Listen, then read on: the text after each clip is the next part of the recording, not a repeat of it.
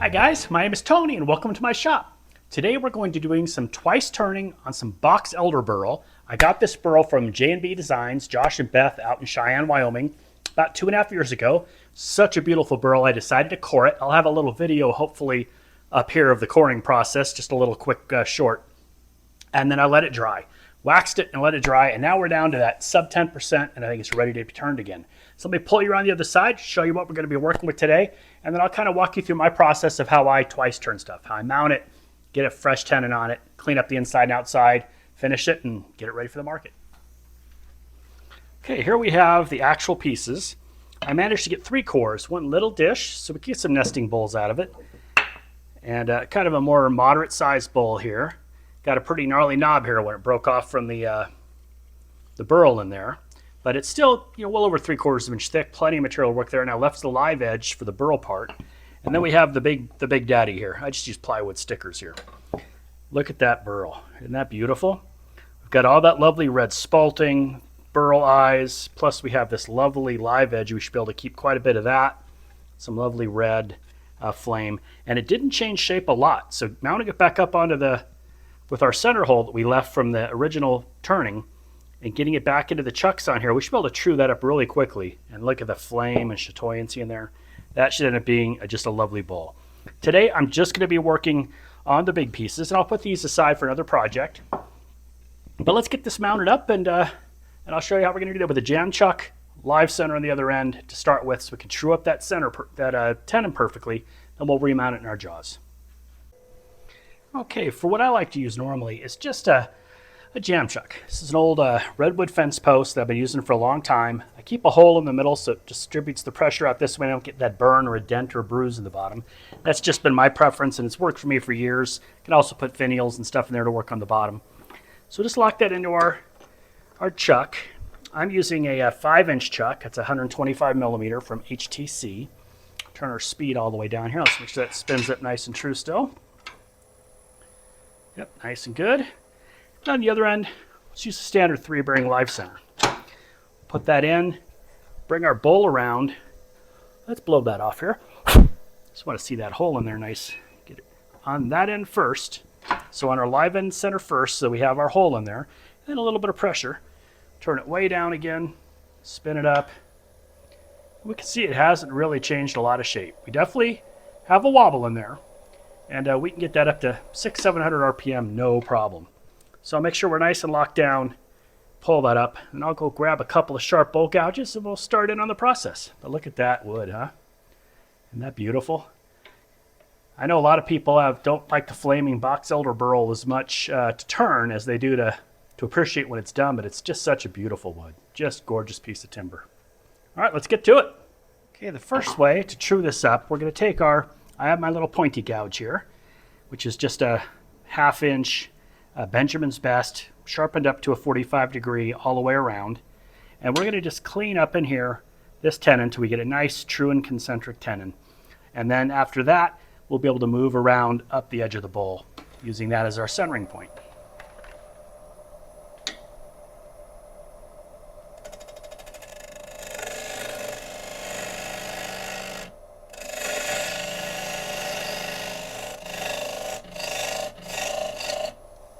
It's real important to get a nice flat surface for your chucks to sit against.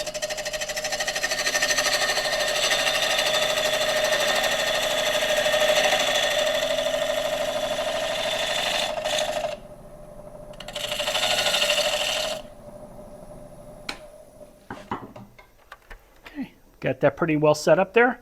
Nice tight tenon crossed here with a slight dovetail, flat surface for the chucks to go onto.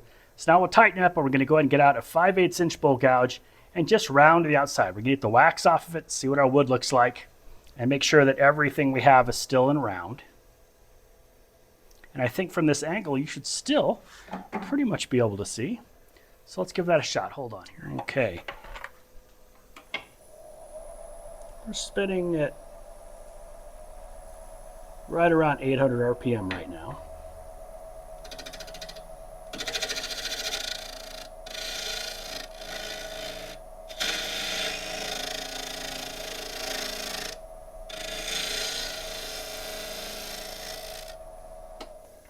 Should have flattened our bottom off nice.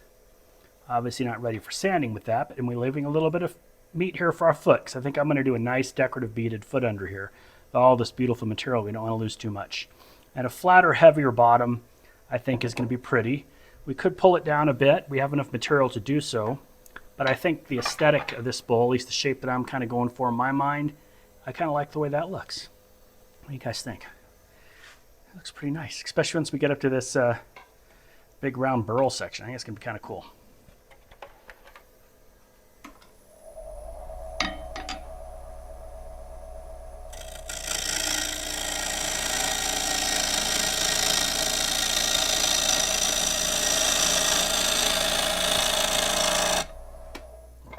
So you're not getting any shavings, but ooh, isn't that pretty? Still have a low spot there, but all that's coming together quite nicely. The pink is still stayed in there vibrantly, but we still have some low spots. So I'm gonna work my way up to the rim, making sure that we've taken care of all the low spots first.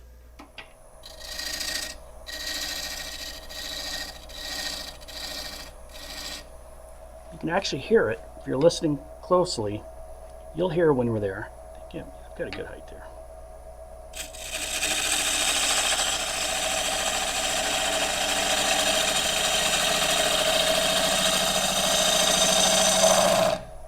Lost a little bevel there.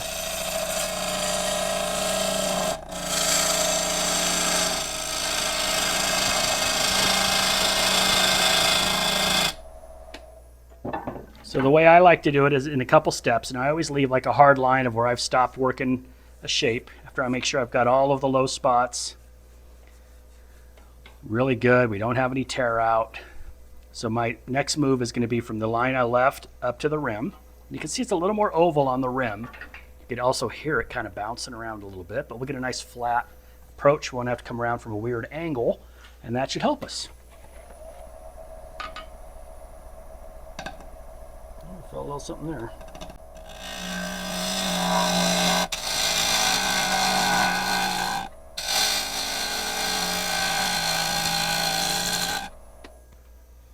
Nice rim. Oh, a beautiful piece of that pink here, but we did have a little blowout.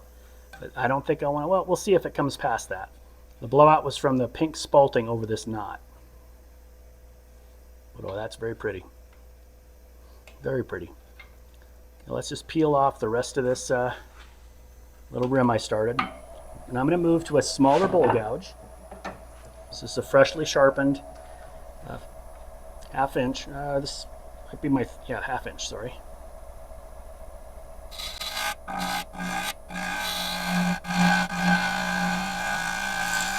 We have to float up there because of the bevel angle and the big void. So let's see if we can scrape some of that knot a little bit, a little shear. All right. From your angle here, let's take a look. Yeah, we've got a little detail we need to take care of here, which I'll be doing downhill to round that in towards the foot. And there's some ridges up here I can feel. Nothing that we can't shear scrape out. But the only tear out we have is from that knot up here. And I'm going to fill those two things with some medium CA before we move on, because I don't want to go any deeper into the thickness of the bowl. And I do want to preserve that red flame spalting up here. Okay, you can see the red I was talking about from this angle. Oops, sorry, my camera's bouncing around like a monster. So you can see here, we have that red spalting, and right here was a little knot, and there's a little inclusion in there that I'll blow out.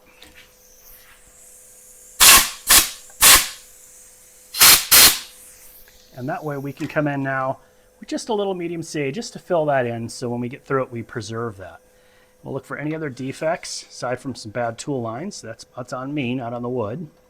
Hitting that air over here, I was just kind of bouncing a little bit. Should have been floating a little more than riding the bevel there. But that seems to be our only significant defect. The rest of these are tight. So I'm going to go ahead and fill that in with the medium CA from Starbond, a little accelerator, and we'll come back when that's ready to turn off. Okay, that is ready now. I found a couple other little places I thought it couldn't hurt to throw some CA in there. So with the long wing of our 5/8 inch bowl gouge, we're going to shear scrape off a little of that.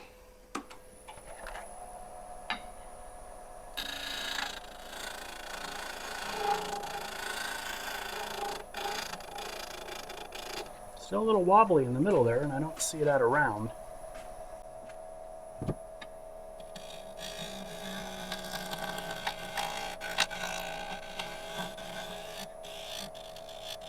There's a little something going on, huh? But let's find our spot here. Clear, clear. Like a little bit more we could fill in there. A couple little dimples.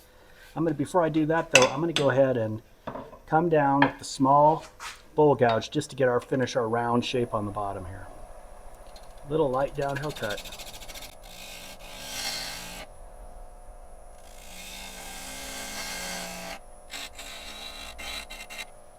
A little more to work here. Something going on right here.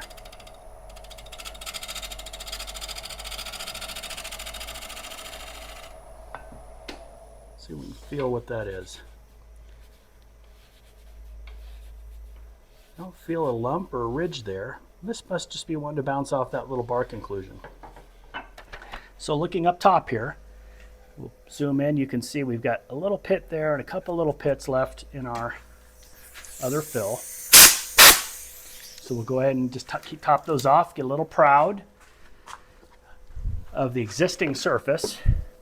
So once it's all filled in there and we shear that off, we won't even know what was there. It'll just be a nice smooth addition on the top of the bowl. Yep, I like our shape. I'm going to probably have to come in here with the Sandoflex. I'll wait till I turn it around though to do that. So we might end up having to double finish this top surface up here. But before that, I will go through the trouble of sanding and finishing the outside before we flip it around. Make sure there's nothing gooey there. And I'm going to get down to the side and look across to see if I've got a little bump there, which I do, and that's what I want. So when that's dry, we'll come back and take care of that. Okay, I gave that about 15 minutes. So I'm going to go ahead and tighten up here, and we'll go ahead and get a little higher shear scrape along just our glue, and then we'll start to sand.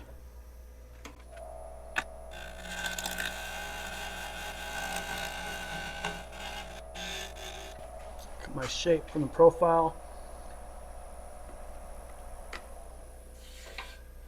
Like there's one little, well, let's see, really hard to tell, but I think I'll sand first and then we'll figure out if that's gonna be an issue or not, but it feels like there's nothing there. That's filled over pretty nice. We might have to go back. That one's perfect. This one's a little rough and raggedy, but we'll see how that sands out before we make a final decision here. So I'm going to set up for sanding. Hook up, you guys will see in the video, my new dust box here I made. I might get a coverage of how I did this. I've been pretty happy with the performance so far, and it's significantly heavier. So I can literally pull it straight up to the workpiece here, and especially when I don't need the tool rest sand, I can get right up in there and really capture a lot of that dust. So as you see that spinning, and I'll be spinning in reverse and forward, it should be easy to capture the majority of the filth that I make that covers my shop every time I do one of these dusty projects. So let's set up for that, and I'll get right back to you. Hey, let me know in the comments if you guys actually want to see more of the sanding steps that I go through, or just the high speed is better, you like the quick time lapses I do, or if you just want me to skip it all together and just like leave sanding out. I know a lot of guys don't want to watch sanding, but I know when I was learning to turn, learning how to finish and sand was an important part of the whole process to end up with really attractive pieces. So you guys let me know in the comments what you think. Want some sanding or no sanding?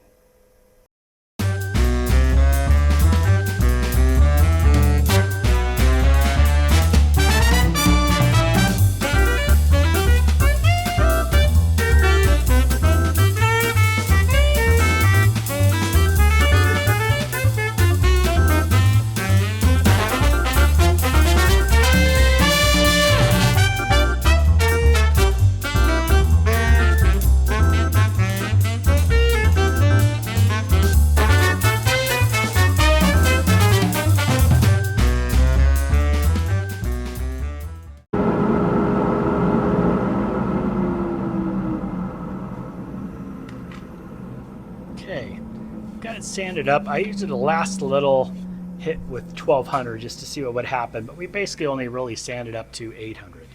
And we've got some beautiful chatoyancy. There's a lot of soft material in the grain lines, And then when the burls twist up into knots and stuff, we get lots of different directions where we get these beautiful chatoyant patterns.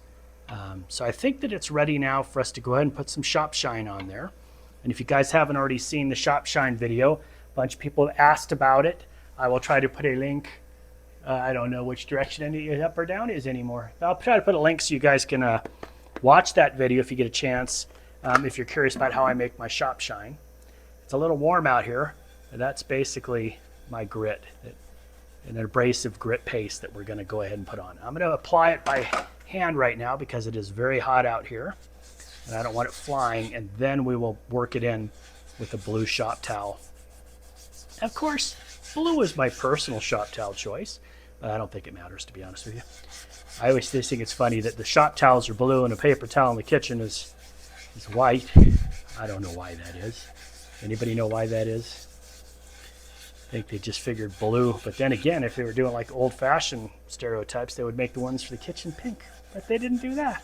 I know, boo, boo, boo. I do my best to make jokes, but it is just funny to me. Probably no reason. I'm sure it cost them money to change the color. Probably cost them money to bleach it too, though. But you can see that just some really pretty color in there. It's coming up really nice. But again, it's 86 degrees in the shop right now, and a lot of my homemade products stay a little bit loose in that kind of heat because they're based on mineral oil and beeswax. And this one's got some 2F pumice. The whole recipe and the step-by-step on making it yourself is over there. Again, the whole full video out. I think the video came out September 6th of 25, so it's up there for you. All right, I got a lot of that rubbed in, and now we will get our aforementioned shop towel. Get our grit out of the heat there. Standard old towel here, and we're going to start out near the bottom here. Remember, never wrap the towel in your hands. You're going to hold it with your thumb and forefingers. Use the palm of your hand so when things are slapping, it'll rip it out of your hand instead of ripping your hand apart. Right now we're going in reverse, so we'll start up here with it on top. And we're just kind of rubbing out any sanding scratches. And we have that big gnarly burl up there, so gotta be careful with that. Let's see if that see how it brings out the shine there. We have all the little sanding scratches in any of our little CA fills. We're almost gone, and you can see up here where we haven't gotten to it, you can still see the hatch up there. So for this stuff up here that I can't really work out because of this burl coming in at me, we're going to have to do that with a linen mop attached to the drill. So I'll put that together. And I actually have kind of a harder wheel here. And I'll blow this off for the air compressor. The dust compressor, the air compressor. Okay, so this I only use with the abrasive paste. And it's a nice harder linen wheel here.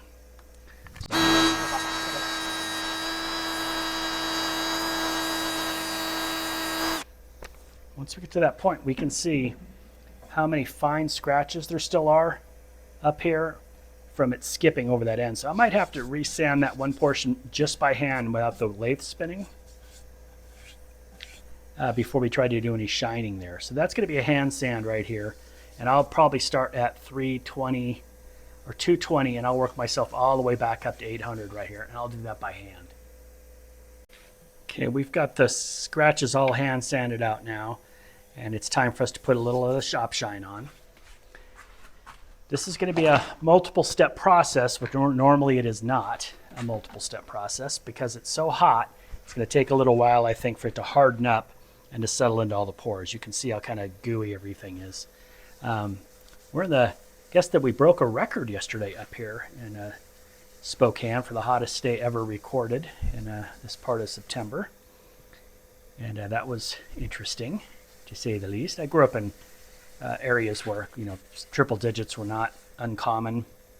I always think they're uncalled for, but they weren't that uncommon. But getting the triples up here has been interesting. I was posted with a couple of my buddies in the Royal Order of Woodturners, and they showing on my thermometer at 7:30 at night, it was still 98 degrees in the shade back in my my little man spot in the backyard under the tree. So I sure am not complaining about the weather. I'm just telling you about the weather because, I mean, it's the weather. It was a park ranger in a Devil's Tower when I was a kid who had a song. I think it was sung to the Farah Jaka tune. And it was whether the weather be warm or whether the weather be cold. Well, whether the weather, whatever the weather, whether we like it or not. I'm not going to sing it for you, and you're welcome. But I always thought that was funny. I think of it every time I talk about the weather. There you go. Useless facts from Uncle Tony. Okay, let's let that harden up, and we'll get out the linen mop. And we will, the other mop, not the buffer, but the actual mop, and we'll get that cleaned off. And then it should be ready for us to turn around. It won't be the final finish. This is definitely going to go to the Burl system, and we will really hit it with the white diamond and then some carnubita for the final finish. But for now, I just need to get something on to protect it before we do that inside. So we got our other mop on here. Just a little Harbor Freight. Ooh, wants to unscrew itself. Could probably go in reverse if we want here. And then what we're going to do is just buff this off without it spinning.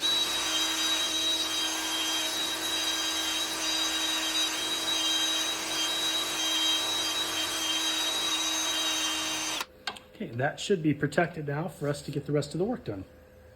I've been tossing around a bunch of different ideas about these. These are super sharp, pokey, and cool. I think I'm still going to hit with the Sandoflex, but I was thinking about either painting them gold.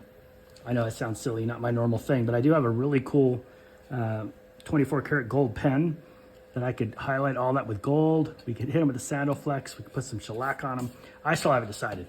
So for now, what we're going to do is we're going to go ahead and turn this around, put it back in the chucks, and start working on the inside.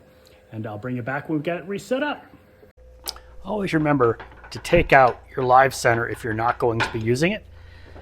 That little sucker on the end there is pointy, and it could hurt you.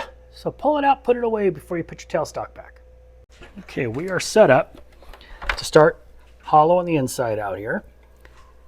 We've got quite a ways to go on the bottom. It's about 1 inch deep there, and we're a little over 3/4 of an inch across here. I never did give you guys the actual numbers here, so let's take a look. We're 10 inches, a little over 10 inches in diameter, and our depth is 4.5. So that's a really nice size serving bowl. Even with the uber funky Burl here that we've left, I still think it'd be a very attractive bowl. Probably not a salad bowl, but if you're going to put fruit in it or cookies or nuts, candy, something like that for the holidays, I think it'd be a very, very attractive, real kind of a statement piece on a table. It also looked beautiful just as a centerpiece. So our first thing is we're going to go ahead and flatten this top off, just the rim here. And then I'm going to start to do a little bit of a dive, and we'll keep taking some dives in. I don't think we're going to go beyond 1/4 of an inch probably thickness here. Let's take if I put it on the inches, it works better than trying to figure out 1/4 of an inch from centimeter side. So we'll probably come in maybe to 3/8 of an inch.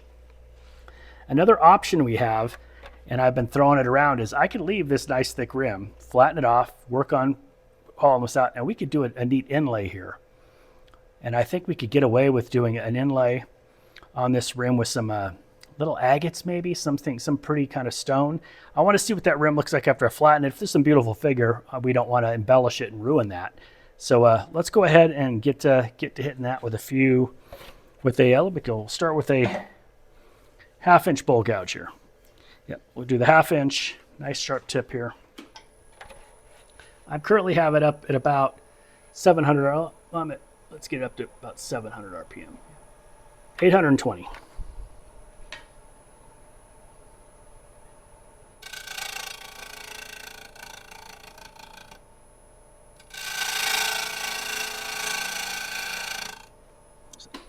That flattened out pretty quick. Let's see what our grain looks like. Oh, see, we got some really pretty stuff there. I don't think we want to over embellish that. That rim's going to polish up beautiful. It's so pretty, I think that I'm going to come down at an angle before going in and maybe slightly enclose that. That's such pretty wood. Don't want to lose too much of that figure. So I think where I have you set up, I can still get around for most of my first thinning cuts. So let's see how that looks, and I might have to move you around to give you a better view here.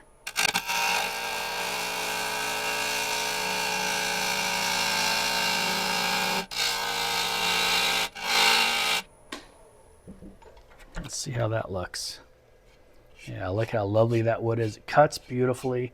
Dry box elder, it's either your bane, you either love it or you hate it. I don't know anybody who's in the middle on this. One of my buddies, he also has a YouTube channel, his name's Austin. He was complaining about box elder. And I'm like, man, we just aren't getting the same box elder, because I get box elder and I usually have a really good time turning it. Now we'll probably want to lose a little bit more of that. That seems a little fragile. That's a little fragile. So I'm going to go ahead and take another peel down. But to do that, I think I'm going to sharpen up Senor Pointy so we can really get a tight control since we're just going straight in. And he needs a little edge. So I'll be right back after I put an edge on Mr. Pointy Gouge. Okay, we're ready to thin that rim up a bit.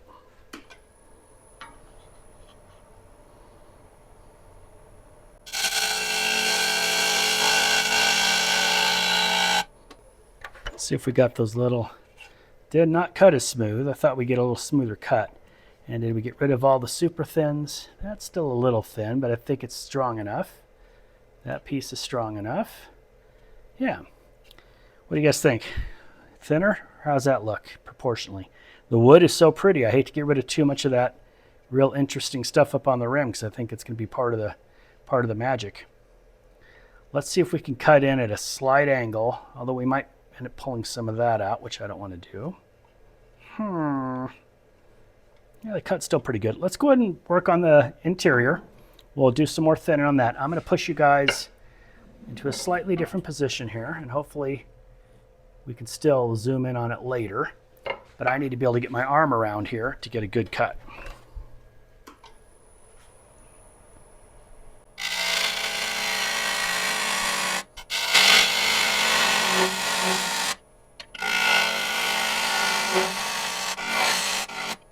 Seen a couple lines, wanting to jump around, get a little bit of flex. That line right there is no bueno. After we clear some more of this material out though, we can come back up there a little bit. So I'm just going to work on getting that out of there. We'll move to a slightly larger gouge for that. 5/8 inch Irish grind.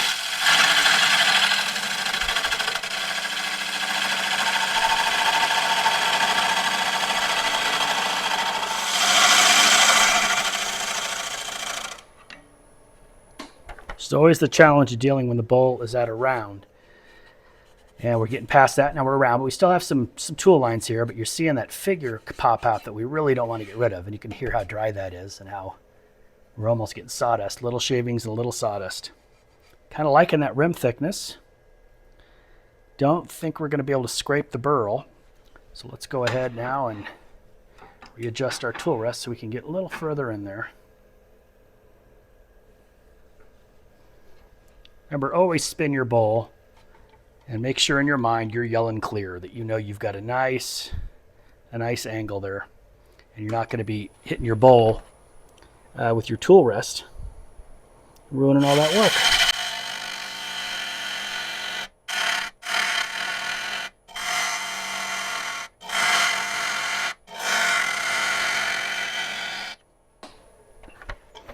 Get out the bottom feeder here soon, but we've got quite a bit of material to get rid of.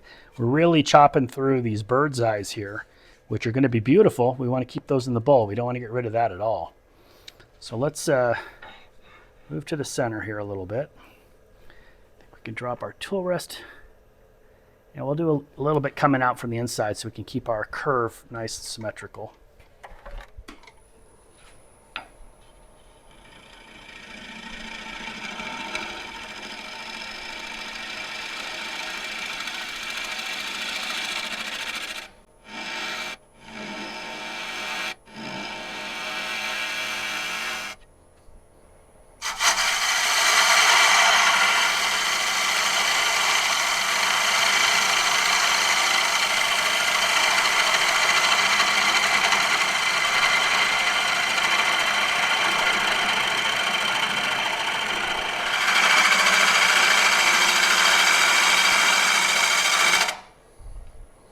There's something in that corner.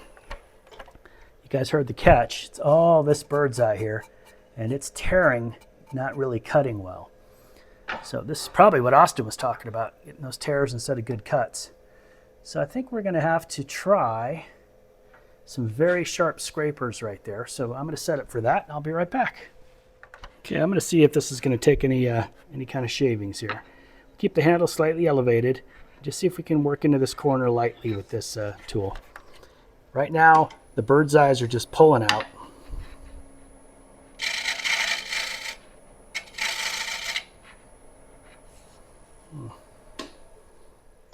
Might need to wax. Not wanting to slide there. Just going to get out a diamond card and take the edge off. This edge on this side is pretty sharp, so I'm just going to kind of smooth that out a little bit. That's better. Let's try again. The things you find as you're going through it sometimes. All right, we're clear. Let me go ahead and make sure we're nice and tight up here too. Yep, we're good.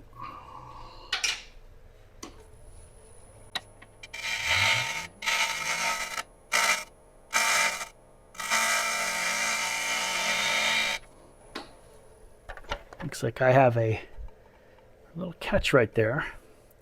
I don't know if we can pull that in. Yeah, there's enough material. Let's see if we can catch that with the hole gouge here.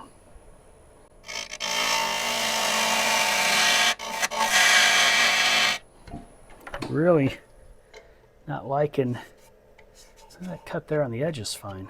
Once we hit that bottom grain though, this is where I'm really starting to run into some troubles. We still have material, so let's see if we can take some slower cuts, maybe some smaller cuts.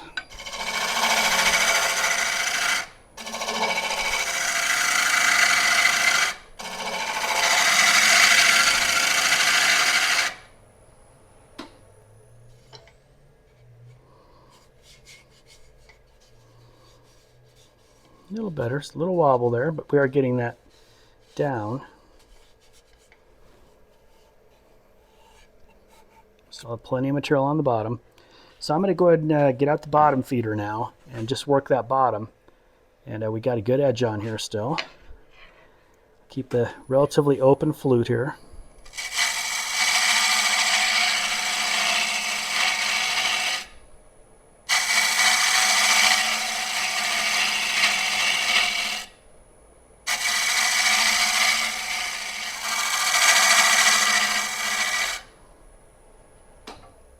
Again, I'm just working that corner. And that technique on the bottom feeder, if Gary doesn't mind me saying, Mr. Jones had pointed out one time when I was working on it. He saw one of my videos. He goes, "Hey man, I'd keep that flute a little opener, you're getting a better cut." And sure enough, look at that, you get a much better cut. So we're getting down there, nice distance, good thickness.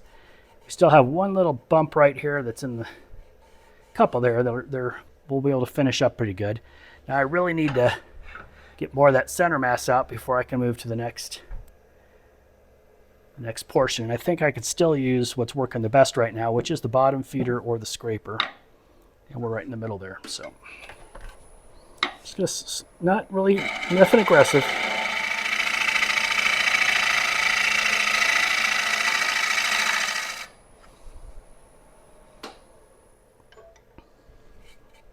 Better cut.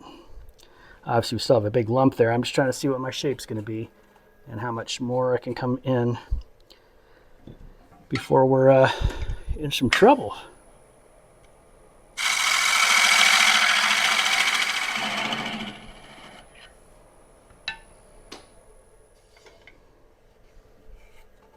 And I want to round that in that distance right here now. We need to just smooth this down into a nice transition.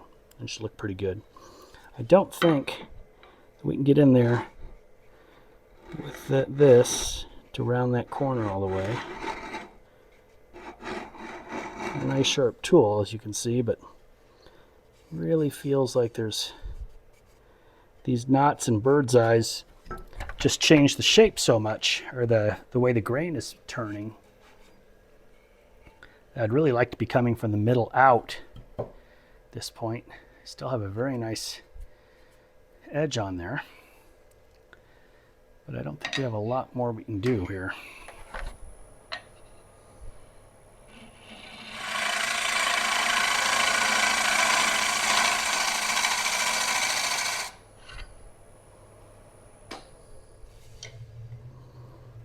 That's looking better. Boy, that's going to be pretty if we nail this one. That's awful pretty.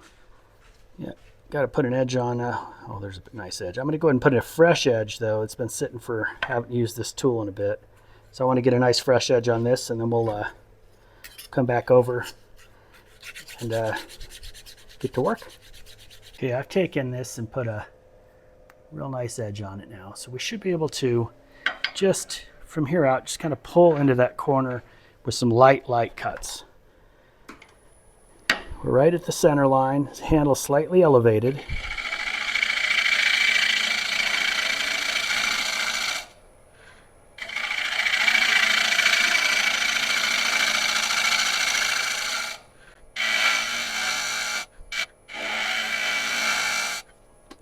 Getting lots of nice shavings. It's not tearing out any of our stuff, but you can see this is our trouble section here. That's what I'm working on right now.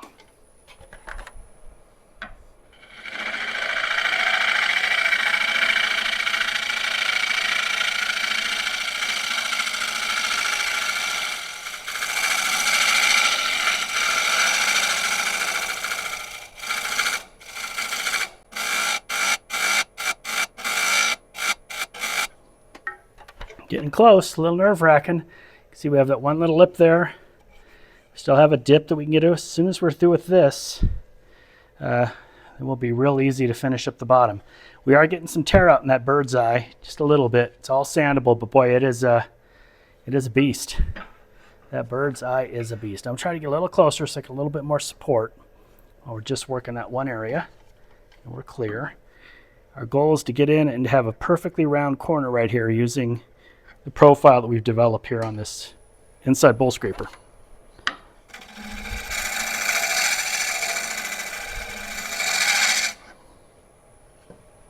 I think we have got that corner. There you go. You can feel that. Nice and thin. That's scraped very lovely down there.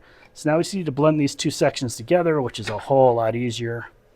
And I'm going to stick with the scraper. It seems to be working the best on this wood, which it's not my normal routine at all.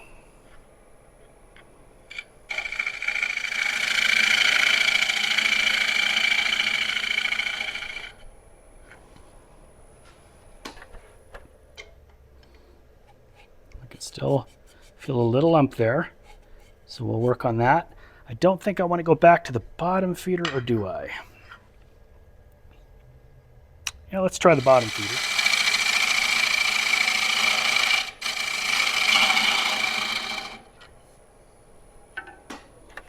It felt pretty good.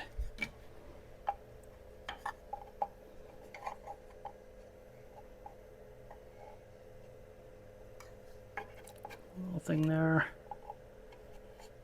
Oh man, getting down deep enough, we really got that some more of that spalt in there, that flame spalt. Okay, I'm gonna hit this now with a lot of sanding probably. There's a lot of little tear out. I don't know if you can see in the camera, but the spalt all held together.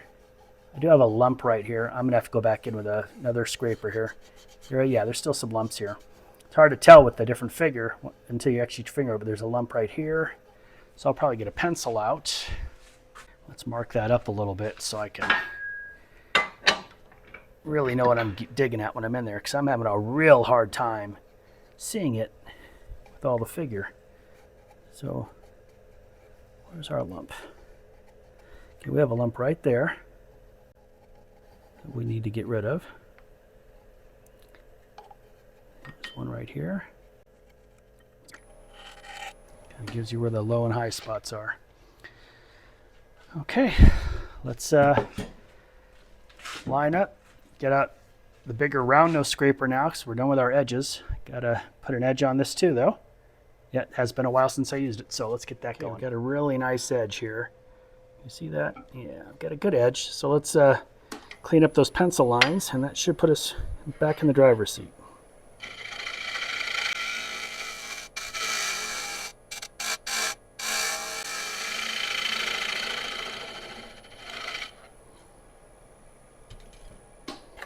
Now, scrapers are definitely not my normal go-to, but there you go. There we go. Okay.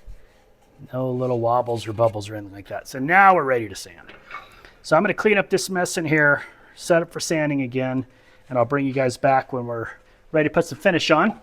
Don't forget to leave me a comment about sanding. Is that something you want me to leave in my videos, pull out entirely, or just keep with my turbo mode, super speed up, double French twist, whatever you want to call it, style there? I'm having it's a sincere question because I'm not sure what people like. I've been watching the, I don't know what they call them, like the reports, the stats reports about when people tune in, when they tune out and stuff. And sanding doesn't seem to be a problem. People don't leave during sanding. Usually if they make it to the sanding, they're here for the whole video. But I lose a lot of people sometimes at the beginning of the turn. So I'm always curious as to what it is people actually want to see. Because I mean, I do this because I enjoy doing it, but I also am doing it because I'm hoping that people are getting value out of it. And that kind of the exchange is that, hey, you give me some of your time, I give you something you want to see. So if I'm not giving you what you want to see, well, kind of stupid then, huh? I should be doing something else like mastering tiddlywinks or learn how to play jacks or something. So anyway, let's get this set up for sanding. Yeah, that's going to be some beautiful figure. And I'll bring you right back when we're ready.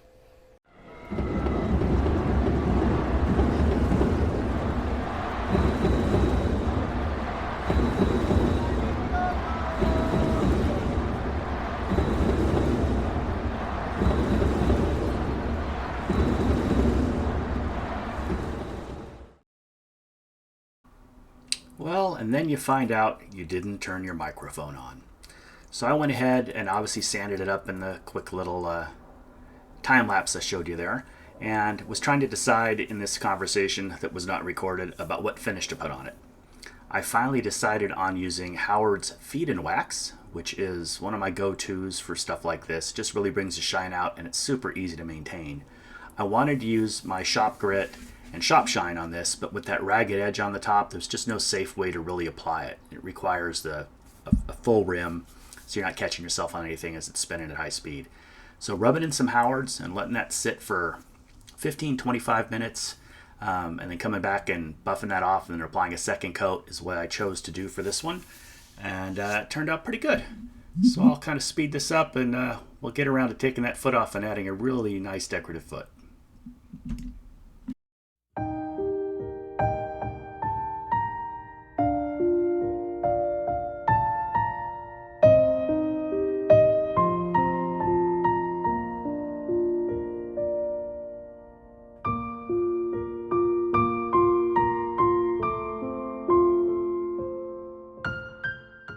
I ended up putting the coal jaws together and mounting it up to redo the bottom.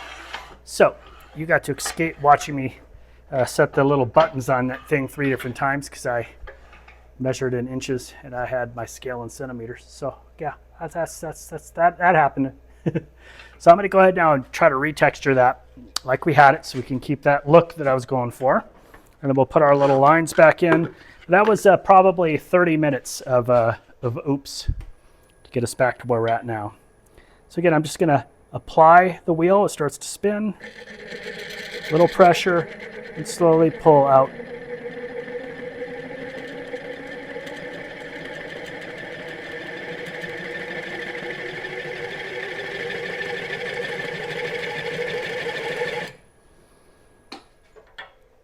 And we got our spiral texture back. So all I have to do now is put my little delineating point lines using our little shop-made point tool. I'm going to put one where we had it before.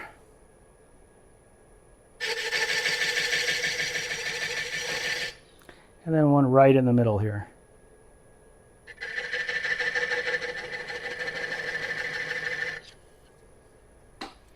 And that is ready for us to throw some wax on it. So for the bottom here, I am going to use my shop shine, because I happen to have it out and handy. And I think it will give us a nice dramatic look down there. We'll still take it to the buffing wheel. Oh boy, it's still so hot in here. It's just goo. It's just goo, people. So just kind of do a little rub on here before we turn the wheel on so you can get a nice pop. Little pop, poppy pop pop. See what what this timber is going to look like. And I'm sure I've said it, but I mean, I've been out here for like 5 hours doing this recording, people. You'll probably only be watching a 25, 30-minute video. So if I haven't already mentioned it, this wood came from Josh and Beth at J&B Designs in Cheyenne, Wyoming. Very generous wood turners. He let me stop by a shop and offered me a beautiful piece of wood, and I brought him a little piece of walnut from my stash, and we've really hit it off. And he's just such a talented guy. He's taken classes from all of the best and just continues to build his own voice. Just a really, really talented artist. And his wife teams up with him. They do work together. Just neat people. If you're not following them and you haven't seen their stuff, you're missing out. So I got that in there. I'm just gonna kind of rub it in with a blue shop towel here. And I think we already had the discussion about shop towels and how silly that is. And for that center, I'm just gonna put a V in the year. Might be able to spell out my whole name. It's a little under 1/2 inch though. So should have gone to the cold jaws in the first place. But let's take a look at how that's going to look when we shut off the... Yeah, that's pretty. That's pretty. That's nice. All right, I'm pretty happy with that, guys. All right, I'll take it and do our traditional put it on the spinner for a wrap up at the end. But for now, it's late. I've been at it for, like I said, 5.5. What time is it now? It's 5:30 my time. I've been out here for a little over 6 hours. So it is time for me to get off my feet. And I'll be back at it tomorrow morning. We'll finish it up and wrap it then. Thanks so much for spending time with me, guys. I really appreciate it. Hope you're getting something out of it. I sure know I am. Okay, day 2. Let it sit overnight. That coat of wax on there. I'll take it to the wheel after we finish up everything else here. Just gonna loosen her up and get her off. A little marring from the, oh, it's just some dust there. No, there's a little bit of marring that came from the little rubber feet there. I didn't think that would happen. So I'll buff that out also. You can see how we've got it set up here. Looks pretty nice. That rim, I'm gonna work on that with some shellac today. And we'll get that bottom signed up real quick. And we'll take it to the wheel. But first, let's get it signed. Okay, I just got a simple chip brush out. These are the Harbor Freight ones that are, you get 100 of them for, I think for $9 or something like that. And I am going to put a light application along the decorative rim here, along our burl section. So I'm just gonna really carefully get in there after we blow it off one more time with the air compressor, get it nice and dry, and then I'm just gonna try to detail in all that area with some shellac. So we'll see how that turns out here. Okay, should be pretty simple. I got my shellac stirred up, got a rag, and hopefully you guys will still be able to see everything there. Then I just come through again, blowing it off the air compressor. And we'll just see how that looks. Shellac is a really easy finish to use. It dries quickly, and it's also easy to touch up and to get rid of if you don't like it. I just don't like to get on the outside of my bowl, but we've waxed that, so let's keep an eye on it. If I have to pull a little off, we will. So I think that is a pretty good look. Get up here and get anything that didn't get polished or waxed over on the wheel. Probably be nice to have a slightly smaller brush for this, and I don't think I have one, so I will now stop jabbering and we'll put you on a time lapse.